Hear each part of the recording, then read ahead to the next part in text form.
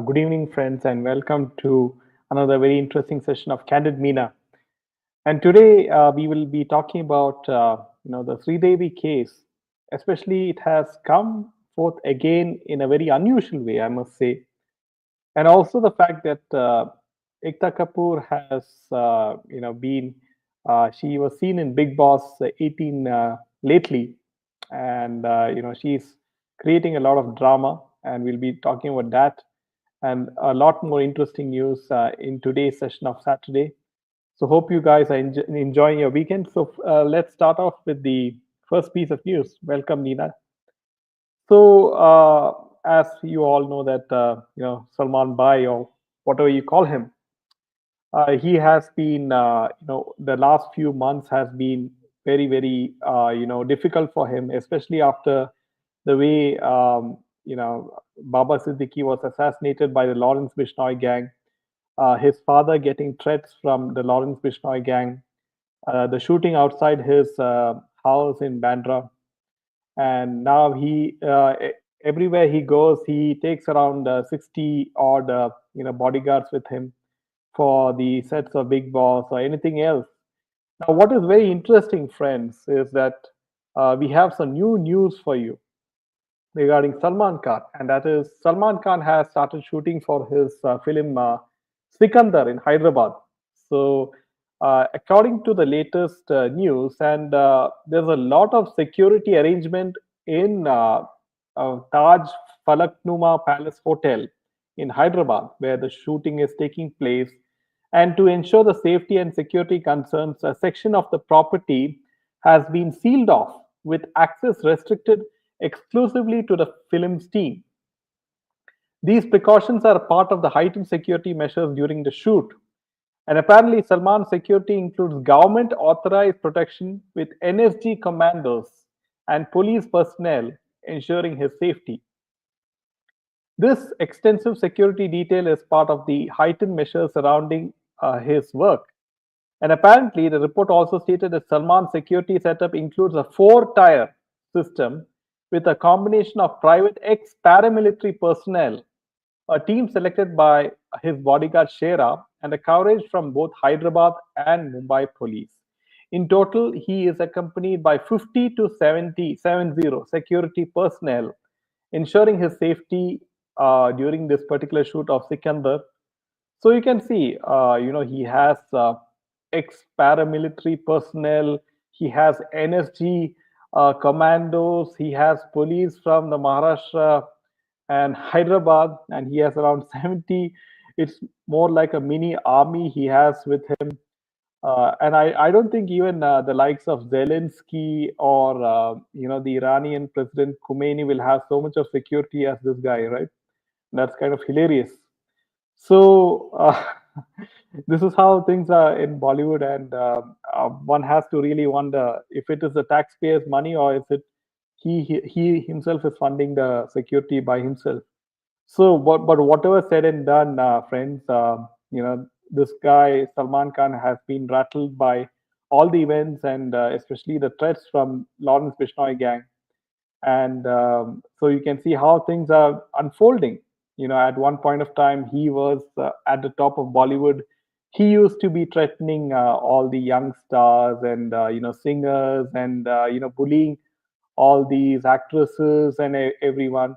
But now look what happened to him. It seems that karma has found its address, and it does, and karma does not miss the address, right? Like, as we all know, no matter how much of money, no matter how much of influence, no matter how much of political connections you have, right? You cannot avoid facing your past karma. So this is a very big example as to how things are being put into play. Welcome, Gloria. So, friends, if you do like our content, make sure to hit that like button and share this video with your friends. So, coming to the next piece of news, friends, and it is with regards to Divya Bharti. As we discussed in yesterday's podcast, Divya Bharti's name is coming forth very interestingly, this week especially. We all know that she died in very mysterious circumstances. They say it's a suicide, but I do believe it is not a suicide.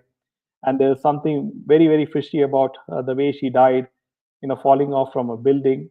and because she had so many film offers, before she died, and those film offers were taken by other actresses, other well-known actresses, right? So if she is they say she was intoxicated with alcohol and she was drunk and she slipped and um, she fell to her death. But I don't. But I find it very highly suspicious. Now, interestingly, friends, with regards to Divya Bharti, again, there's a very big interesting news, and it is with regards to Anis Basmi. And apparently, we know a film called Ladla, which was written by Anis Basmi. In a recent interaction, Basmi shared a story of how the team had to reshoot the entire film with actress Sridevi after Divya Bharti's passing. He also recalled the effort involved in convincing Sridevi to take on the lead role, as she had rejected the Tamil and Telugu versions. Anis Basmi, we had already shot a major portion of the film with Divya Bharti. So you can see that, she was not depressed or she did not have any sort of mental issues. It's quite, obvious, at least from a work point of view, that she was getting enough work. So from a professional point of view, at least, things were okay for Divya Bharti. After her passing, we had to reshoot the entire film with Sridevi. Ladla was a remake of the South Indian film, and Sridevi had turned down the project in both Tamil and Telugu. Boni Kapoor warned me that she might refuse the film in Hindi too, but I insisted he arrange a meeting. Before meeting her, I reflected on the reasons behind her rejection and made some adjustments accordingly. When I narrated my revised version, she got excited. So, what were the changes that Sridevi wanted in this particular film is what I would like to know. And so he was clearly shaken by what happened to Divya Bharti. And as we discussed yesterday, Guddi also recalled Divya Bharti's death.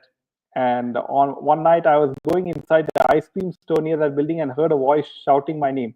I looked up and it was Divya Bharti. She was sitting on the parapet of fifth floor with her legs dangling. I told her it's not safe and she should get inside. She told me nothing will happen. She was not scared of heights. I got scared looking at her.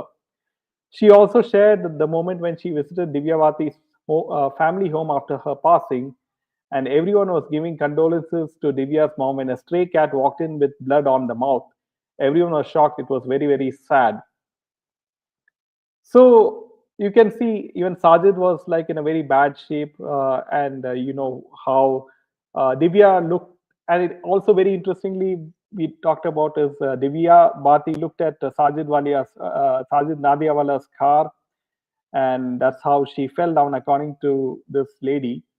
And Nita Lulla also saw her falling down, the designer. So all in all, friends, this is respect the way she died, Divya Bharti. Unfortunately, there was no social media at that point of time, so that was a sad state of events then. And but if she, one thing is for sure that she clearly had everything going for her. She had the looks, she had the talent, she had the acting ability. Clearly, many people were not comfortable with that. So welcome, Sukanya ji. Security, then let him have hundreds of them. It's not none of the concern. But if it's taxpayers' money, yes, Gloria ji. So coming to the next piece of news, and as we know that Sridevi died officially due to accidental drowning in a bathtub in Dubai hotel, right? Like that's what they say. And now, very interestingly, the Sridevi case it has come to a limelight in a very strange way, in fact. So, what is the strange way? Apparently, marking the Bollywood debut of Malayalam actress Priya Prakash, she is acting in a film which focuses on the mystery of the bungalow associated with late actress Sridevi. And so, whether this is just related to the actress Sridevi, we don't know at this point of time. The movie is scheduled to arrive sometime in November, The film created headlines after being announced in 2019 because a legal notice was sent by Boni Kapoor to the makers of this particular film, addressing the criticism for a bathtub scene that resembled the way Sridevi was found dead the previous year. The movie is scheduled to arrive in November this year.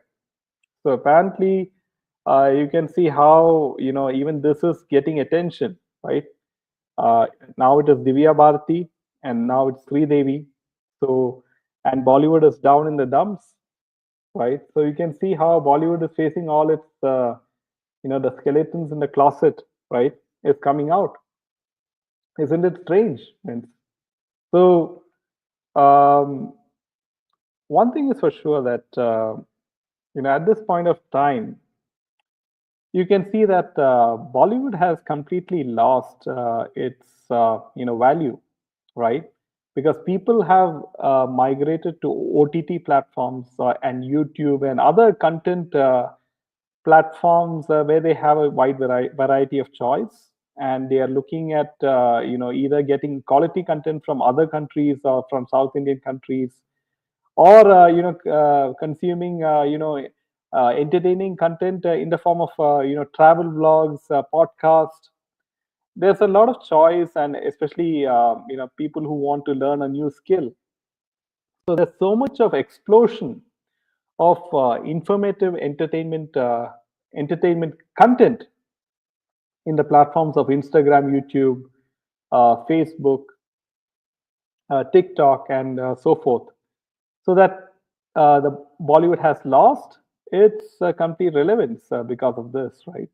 And also the fact that after SSR, was murdered, people boycotted it.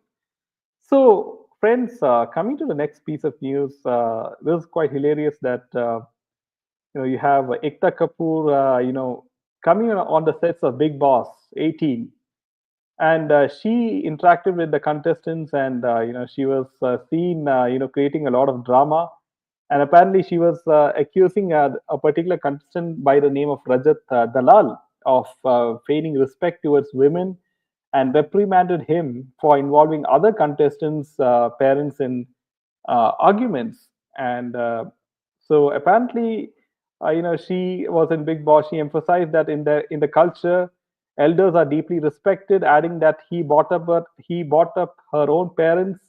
She would have personally entered the house to advise him on refraining from involving family members in conflicts, as parents hold a god like status like her. Nothing that Rajat had repeatedly asked his co-contestant about Avinash's family, suggesting it was intentional. So all this, the so-called scripted drama in Big Boss 18, and she somehow makes tries to get attention to herself because her film Sabarmati Report is, due for release very soon, and so it is, and that this is how she's trying to gain attention to herself by taking part in these Big Boss 18 and other reality shows, and this is how she's trying to get some attention for herself because none of her she also had a reality show like called The Lockup, in which Kangana Ranaut was the host. If you remember, that didn't work out. It was a huge flop, and now she had to come in Salman Khan's Big Boss 18 and get some attention for herself. So welcome Sharmila, welcome Sukanya ji, welcome. Good evening.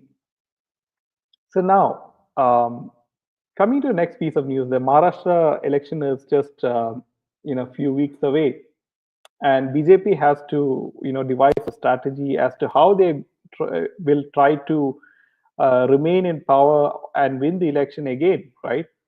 So apparently, Narendra Modi on Friday he praised Vinayak Damodar Savarkar and challenged the MVA opposition to get Congress leaders to praise the nationalist leader. Along with Savarkar, PM Modi also heaped praise on Balasaheb Thackeray and alleged that Congress never praises the Shiv Sena founder. And apparently, Congress people abuse Veer Savarkar. I have heard that the people of MVA sat with the Yuvraj of Congress and told him to stop abusing Veer Savarkar if you want to win elections in Maharashtra. Modi said during a rally in Nashik.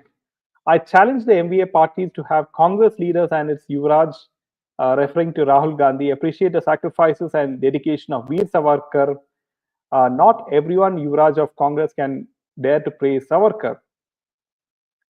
So apparently, you can see, friends, that Congress is in a huge fix, right?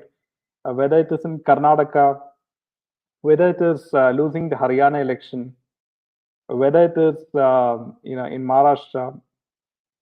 So now we will have to wait and see how Congress gels with Uddhav Thackeray, how Congress gels with Sharad Pawar and the whole of MVA alliance, and how will they stick together to somehow come to power by hook or crook.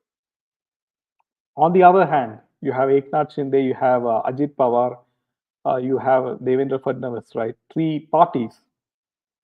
Now, how will the Maharashtra people vote, right? Who will they vote for?